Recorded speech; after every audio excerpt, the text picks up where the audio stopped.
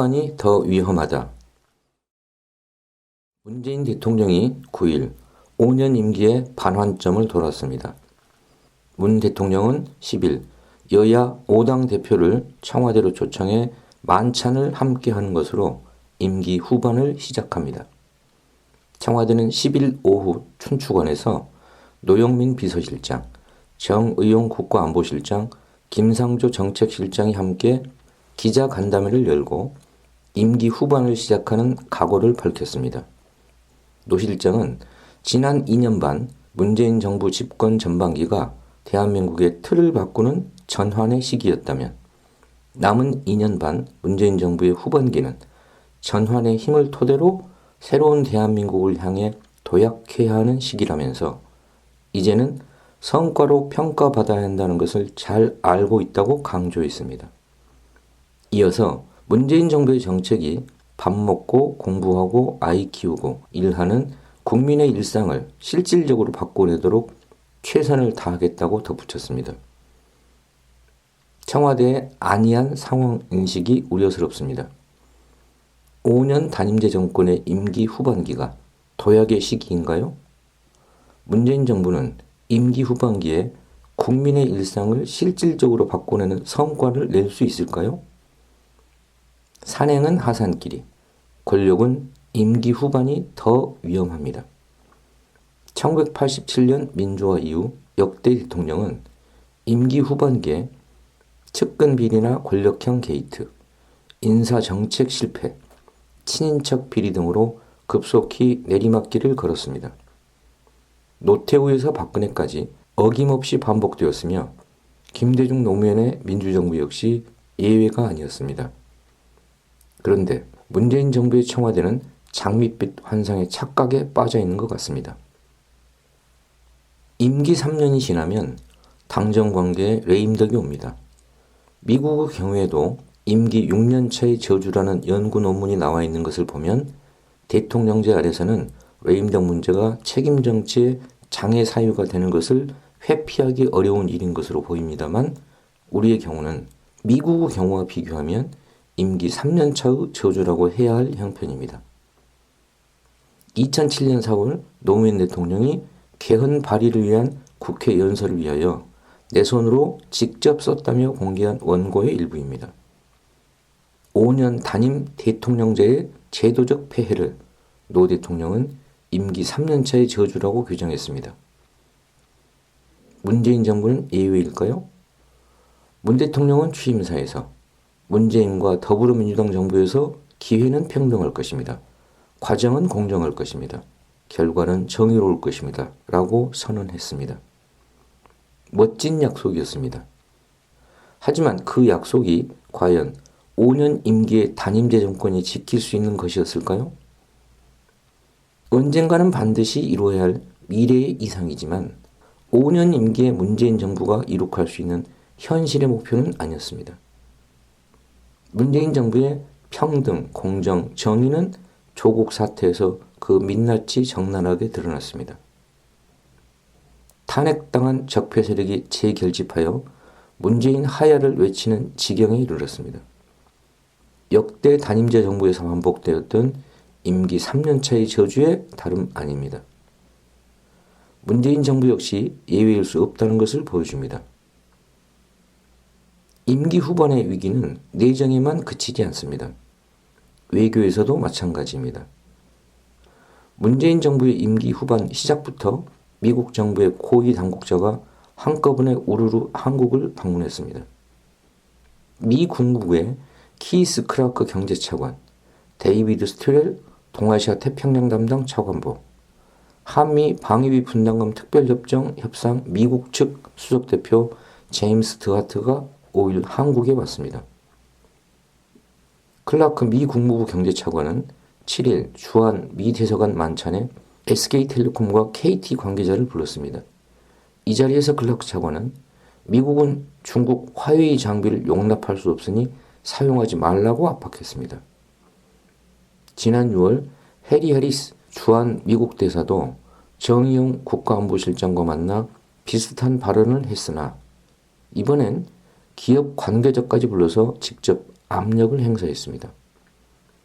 미국 정부의 고위 당국자가 방한하여 통신업체까지 불러 압박을 가한 것은 부적절함을 넘어 안하무인입니다. 스티렐 차관보는 한국 당국자들과 만나 방위비 분담금과 한일 정보보호협정 연장에 대해 논의했습니다. 스티렐 차관보는 강경화 외교부 장관, 조세영 외교 1차관 등을 면담하고 이어 청와대에서 김현종 국가안보실 2차장을 만난 다음 국방부를 찾아 정석환 실장과 만났습니다.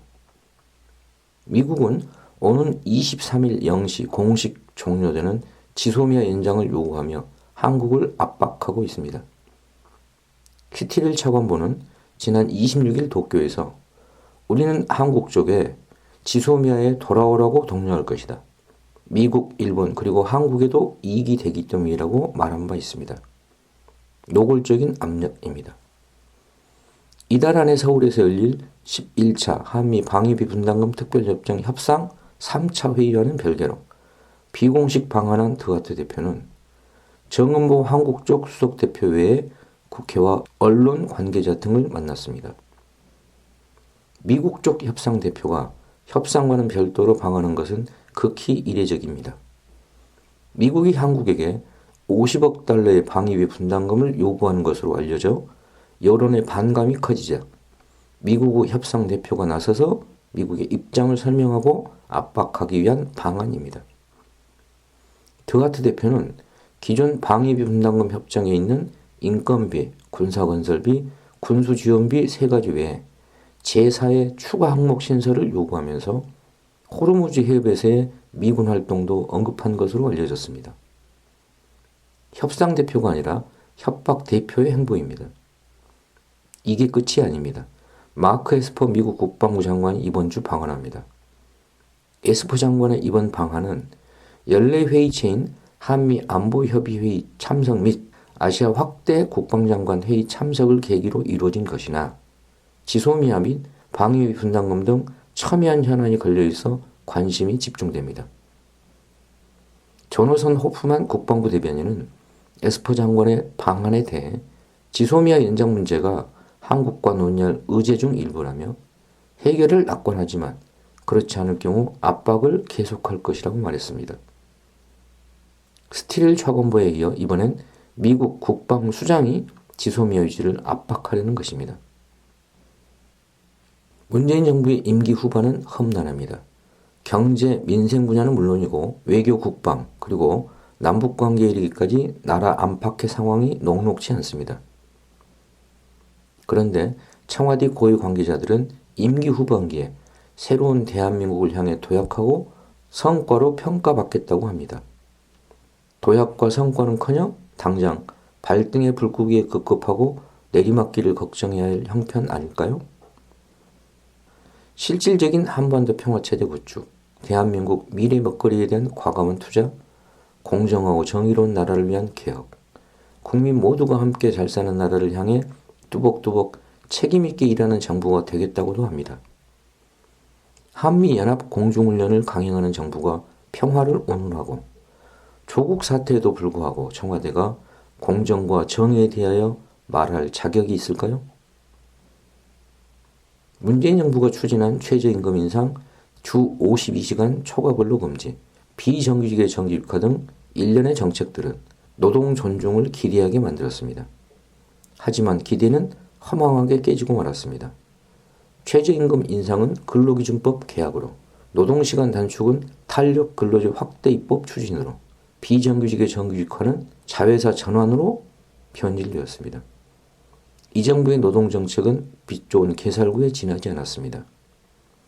전태일 열사 49주기를 앞둔 민주노총은 9일 서울 영등포구 마포대교 남단 여의도회로에서 전국 노동자 대회를 열었습니다. 김명환 위원장은 이날 대회에서 정부가 노동계약 운을 띄우면 국회가 더 많은 계약을 요구하는 노동절망사회다. 노동이 없는, 노동을 희생하는 정부는 포용과 공정을 얘기할 수 없다고 규탄했습니다. 한국 사회는 노동자가 전체 경제활동인구의 70%에 이릅니다. 노동절망사회는 단순히 노동자만 절망하게 만드는 것이 아니라 사실상 사회의 절대다수 구성원을 절망시키는 것입니다. 전국 노동자대회에 모인 10만 노동자들은 노동계약 분쇄, 노동기본권 쟁취, 비정규직 철폐, 사회공공성 강화, 재벌체제 개혁을 외쳤습니다. 민주노총은 정부와 국회가 탄력 근로자 계약과 노조법 개혁으로 노동자의 노동기본권을 짓밟는다면 즉각적이고 전면적인 총파업 투쟁으로 반격에 나서겠다고 경고했습니다. 그런데 전국 노동자대회가 열린 다음 날 문재인 대통령은 여야 5당 대표들과의 청와대 회동에서 탄력 근로제 6개월 연장 같은 문제는 노동계에서도 수용해줘야 하지 않겠느냐고 말했습니다. 임기 후반을 시작하는 첫날 발언입니다. 임기 후반 시작부터 위험합니다.